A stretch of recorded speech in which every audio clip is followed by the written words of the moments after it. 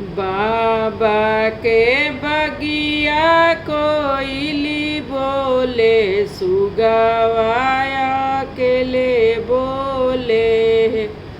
बाबा के बगिया कोयली बोले, सुगवाया अकेले बोले।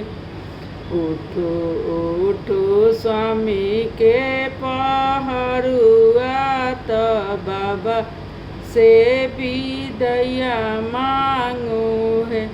उठो उठो स्वामी के पहरुआ, तो बाबा से विदैया मांगू है। बाबा जे उठेलन दान ले ले, अवरोधा है जले ले। आमा उठली जीरा खोइछा ले ले, अवरो हर दिले ले हो।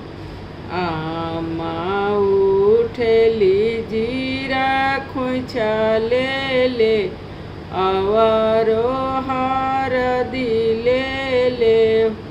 बाबा के बगिया कोयली बोले, सुगवा अकेले बोले।